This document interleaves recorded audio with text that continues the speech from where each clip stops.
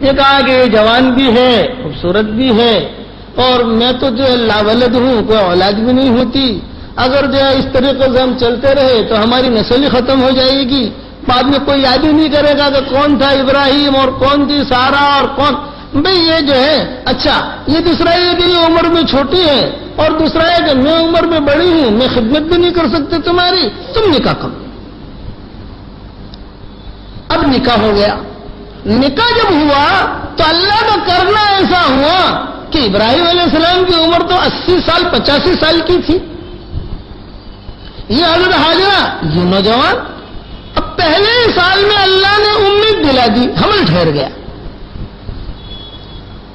وہاں پرانی زندگی تھی حضرت سارہ کی، کافی دنوں ساتھ رہے، وہاں کوئی اولاد اب تک ہوئی ہی نہیں، اور یہاں پہلے سال میں یہ امید سے ہو گئی. جب امید سے ہوئی اور انہیں پتا چلنے لگا کہ یہ حمل ٹھہرا ہے، ایک فرشتے نے غیبی آواز لگائی، تیرے پیٹ میں جو بچہ ہے وہ لڑکا پیدا ہوگا اور اس کا نام تو اسماعیل رکھنا. یہ غیبی صدائی. اچھا، یہ اکیلی یہ جو بھی ہوتا ہے قصہ ابراہیم علیہ السلام سے کہتی ہیں خدا کرنا اسماعیل علیہ السلام بھی پیدا ہو گئے، نام بھی اسماعیل ان کا رکھ دیا. لیکن اب جب بچہ پیدا ہوا تو ظاہر بات ہے کہ ابراہیم علیہ السلام کچھ وقت زیادہ حضرت حاجرہ کے پاس بچے کو دیکھنے جاویں، ملنے جاویں، تو حضرت سارہ کے دل میں یہ بات آئی کہ ہو یہ تو کیا ہو گیا صاحب. رشک آنے لگا کہ صاحب ایک تو ایک میں اتنی پرانی بیوی، مجھ سے تو کچھ ہوا نہیں، اور اسے لاتی جو ہے حمل ٹھہر گیا، پھر نکاح بھی میں نے کرا. اب وہ آپس میں تھوڑی سی نوک جھوک، سمجھ گئے. دنیا میں عورت کے لیے سب سے زیادہ تلخ چیز اگر کوئی ہے تو وہ سوکن ہوتی ہے. یاد رکھنا، سب سے کڑوی چیز کہ ہمیشہ سوکنوں میں کچھ نہ کچھ ان بن. یہ نظام ہے، یہ اللہ کا نظام ہے. وہ غیرت ہوتی ہے عورت کے اندر. چنانچہ ماؤں کے قصے اس میں بھرے ہوئے ہوتے ہیں، لیکن وہ ظاہری خالی ان بن ہوتی ہے، اندر دلوں میں بہت محبت. ماں عائشہ رضی اللہ تعالی عنہ اور حضرت حفصہ، ایک قصہ خالی سنا دو سوکنوں کا کہ ماں عائشہ اور حضرت حفصہ. حدیث شریف میں آتا ہے کہ ماں عائشہ ذرا کھانا پکانے میں تھوڑی سی سستی، سمجھ گئے. بعض عورتیں ہوتی ہیں کھانا پکانے میں تھوڑا کم ماہر ہوتی ہیں، اور بعض عورتیں ہوتی ہیں جو پٹاپٹ تھوڑی دیر میں کھانا تیار کر دیں، تھوڑی دیر میں سلیقے سے کھانا رکھ لیں. ایک مرتبہ حضور صلی اللہ علیہ وسلم تشریف لائے اور حضور نے خالی باہری سے آواز دے دی، ارے بھی کچھ مہمان ہیں، کچھ لوگ ہیں، جلدی سے کھانا بھیجو. اب ماں عائشہ بھی اٹھی اور حضرت حفصہ بھی اٹھی، لیکن حضرت حفصہ نے جو ہے ماشاءاللہ جلدی کر کے اپنے باندھی کے ساتھ کھانا دسترخوان میں بھیج دیا، اور ماں عائشہ کا تو ابھی جو ہے وہ چولہا جل ہی رہا ہے، یعنی وہ لکڑیاں لا رہی ہیں اور پانی لا رہے ہیں. اور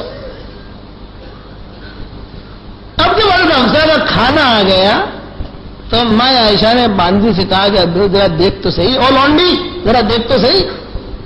وہ حفصہ نے بھیجا تو وہ لونڈی جانے آ کر کہا باندھی نے، امی جان حفصہ کے وہاں سے کھانا تو آ بھی گیا. ہاں، حفصہ کے وہاں سے کھانا آ گیا، اور ابھی اپنا تو تیار ہو رہا ہے، ابھی تو اپنا پانی ہی آ رہا ہے. وہ ہوتا ہے نا، ابھی پانی آ رہا ہے، نمک، ارے نمک کہاں ہے، ارے بھی وہ جو بھی ضرورت کی چیزیں، اور وہاں سے وہ کھانا پکا کے آ بھی گیا. تو ماں عائشہ نے اس لونڈیا سے کہا کہ دیکھ میرا کھانا پہنچے بغیر حضور کھانا تو کھائیں گے نہیں. یہ بات تو طے ہے کہ وہ کھانا بھلے ٹھنڈا ہو جائے، جب میرا کھانا پہنچے گا تو ہی کھانا اسٹارٹ ہوگا.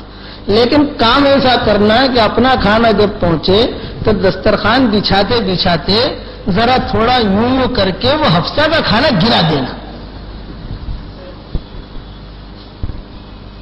اور ایسا گرائیے کہ برتن بھی ٹوٹ جائے تاکہ دوسری مرتبہ جلدی بھیج بھی نہ سکے. یہ ہوتی ہے کبھی کبھی سوکنوں، کہتا ایسا گرائیے کہ برتن بھی ٹوٹ جائے. اب وہ جو باندھی تھی وہ بھی ہوشیار، چنانچہ وہ بھی جو ہے برتن لا رہی ہے اور یہ لا رہی ہے اور کھانا بھی لے آئی، اور حضور صلی اللہ علیہ وسلم تشریف فرما ہے، بیٹھے ہوئے ہیں، اور اور باندھی آگے جاؤ تو چلتے چلتے وہ کھانا ماں عائشہ کا رکھتے رکھتے کوئی باندھی نے ایسی حرکت کی کہ حضرت حفصہ کا سارا کھانا بھی گرا دیا اور برتن بھی توڑ دیا. اس زمانے کے برتن ہمارے جیسے تو نہیں ہوتے تھے مٹی کے برتن, وہ یوں کیا تو وہ برتن بھی. اور حضور صلی اللہ علیہ وسلم نے یہ منظر دیکھا تو آپ خاموش رہے, آپ سمجھ گئے کہ معاملہ ہے کچھ اندر سے, آپ سمجھ گئے اتنا کہ ہے معاملہ کچھ اندر سے. اب جو ہے حضور صلی اللہ علیہ وسلم نے اس باندھی سے پوچھا بھائی کیا تو باندھی جو ہے وہ بھی مگر بات کی وہ بات تو پتا تو چل جاتا ہے نا کچھ, تو کہا کہ مجھے اندر سے. اب ماں عائشہ کو پتا چلا تو حضور صلی اللہ علیہ وسلم نے ماں عائشہ کو بلایا اور بلا کر یوں کہا یہ کیا ہوا. ماں عائشہ نے کہا کہ وہ رکھنے میں نہیں کہ تم نے کچھ کہا ہوگا, یہ کہا حضرت چوک ہو گئی, جرمانہ کیا دوں. آپ نے فرمایا جرمانہ یہ ایسا ہی برتن بھیج دے اس کے وہاں, یہ برتن توڑا ہے.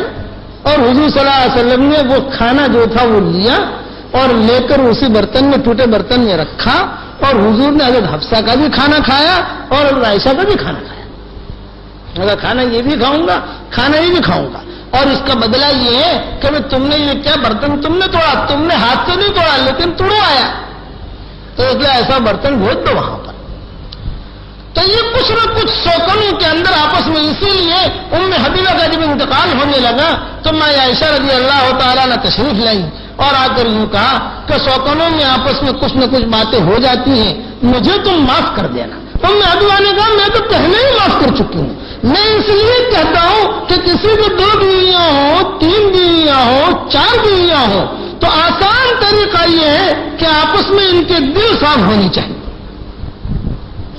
اور شوہر جو ہے وہ بھی اعتدال کے ساتھ لے کر چلے. ہے بہت مشکل. وہاں تھانوی رحمۃ اللہ علیہ فرماتے تھے میں نے دوسری شادی کر لی اور شادی کر کے میں سمجھ گیا کہ لوہے کے چنے چابنے ہیں. یہ کہ ہے بہت مشکل کہ قرآن نے کہہ دیا کہ لن تستطیعوا ان تعدلوا بین النساء ولو حرصتم, لیکن کسی نے کیا کر لیا, کوئی گناہ کا کام نہیں, لیکن تدبیر ایسی کرے کہ محبتیں باقی رہیں, اور وہ خواتین بھی ایسی تدبیر کرے کہ محبتیں باقی رہیں. اب چنانچہ ایسا ہوا کہ حضرت سارا نے جب یہ سارا منظر دیکھا کہ کچھ زیادہ وہاں جا رہے ہیں کچھ, تو حضرت سارا نے پیشکش کی اور حضرت ابراہیم سے کہا اچھا ایک بات بتاؤ, آج کل آدمی جو ہے وہ کہتا ہے کہ دوسری شادی تو نہیں کیوں کی, تو وہ کہتا ہے مولوی صاحب سنت ہے, وہ سنت کو سمجھا ہی نہیں ہے. ہاں سنت کو سمجھا ہی نہیں. ایک آدمی سے میں نے کہا بھائی تم نے دوسری شادی کیوں کی, مطلب آپ لوگ کہتے ہو نا نکاح جو ہے وہ آدھا ایمان ہے, تو پہلی بیوی آدھا ایمان تو آ جائے میرے پاس, دوسری کر لو تاکہ پورا ایمان آ جائے. یہ لوگوں کا سوچنے کا نہیں ہے. میں نے ایک بڑے تاجر سے کہا چاہے بمبئی کے جتنے لوگ ہیں جتنے بیٹھے ہیں اس تاجر کو پہچانتے ہو, وہ زندہ ہے بھی, نام بھی لوں گا, وہ زندہ ہے بھی اور سب جانتے ہو, سارے مرد عورتیں سب پہچانتے ہو اس کو. میں نے کہا کہ حاجی صاحب آپ کے بہت نمازیں قضا ہو گئی ہیں آپ کی, آپ نمازوں کے قضا کرنے اس کے ادا کرنے کی فکر کرو. ہاں مولوی صاحب میں کروں گا انشاءاللہ. میں وہ زندہ ہے وہ بھی سن رہے ہوں گے بیان ہمارا, تو وہ انہوں نے میں مولوی صاحب کروں گا. 3 دن کے بعد ان کا مجھے فون آیا, مولوی صاحب اب یہ 50 سال کی نمازیں قضا ہو گئی ہیں, روزانہ ادا کروں تھک جاؤں گا مولوی صاحب. مولوی صاحب میں مکہ چلا جاؤں, ان کا مکہ چلے جاؤ, اس میں کیا میں سمجھا نہیں پہلے کہ کیا مطلب ہے ان کا. میں نے کہا جاؤ مکہ کا اور نماز کی کیا ضرورت. نماز آپ لوگ کہتے ہو نا ایک نماز پر تو 1,00,000 نمازوں کا ملتا ہے نا صاحب, ایک دن میں میرا معاملہ حل ہو جائے گا سب. ارے میں نے کہا حاجی صاحب اللہ بھلا کرے آپ کا, وہ مطلب نہیں ہے, وہ تو آپ کو کرنا پڑے گا یہاں. تو آدمی سوچتا ہے سنت, اصل سنت کیا ہے, پہلی بیوی کے ہوتے ہوئے حضور نے کوئی نکاح نہیں کیا تھا, یہ اصل سنت ہے. کیا حضرت خدیجہ کے ہوتے ہوئے کوئی نکاح کیا تھا حضور نے؟ ارے بتاؤ تو صحیح, کیا تھا نہیں کرنا. حضرت خدیجہ کے جب تک اور ساری اولادیں وہاں سے ہوئی, اور یہ جو دوسرے نکاح کیے وہ بھی حضور صلی اللہ علیہ وسلم نے کچھ مصلحتوں کی بنا پر کہ عورتوں کے مسائل انہیں پتہ چلے. یہ ساری کی ساری بڑی بڑی معلمائیں تھیں کہ دوسروں عورتیں پوچھتے ہوئے شرماتی تھی, تو گھر کی بیوی جو ہے وہ پوچھ سکتی ہے. چنانچہ حضور صلی اللہ علیہ وسلم نے ماں عائشہ کے بارے میں فرمایا کیا عائشہ تیرے لیے خوشخبری ہے، اللہ نے مجھے جتنا علم دیا ہے آدھا علم میرے صحابہ کے پاس ہے اور آدھا علم تجھ اکیلے کے پاس ہے. کتنا اونچا مقام ہے. خالی خواہش پوری کرنے کے لیے، اس کے لیے نہ نہ نہ. حضور یہ وہ سارے کے سارے مسائل، اسی لیے آپ دیکھو حیض کے مسائل، استحاضہ کے مسائل، جنابت کے مسائل، غسل جنابت کے مسائل، یہ سارے ماؤں سے حدیثیں ملیں گی کہ امت کی عورتوں کو پتہ چلے. تو اصل جو ہے قرآن، یعنی قرآن جو کہتا ہے وہ تو ایک ہی دنیا کو کہتا ہے، فواحدہ. یہ قرآن کا اسلوب. پھر بھی اگر کرنا ہے کہ اعتدال کے ساتھ چلو، اگر اعتدال کے ساتھ نہ کیا، انصاف نہ کیا تو قیامت کے میدان میں پکڑ ہوگی.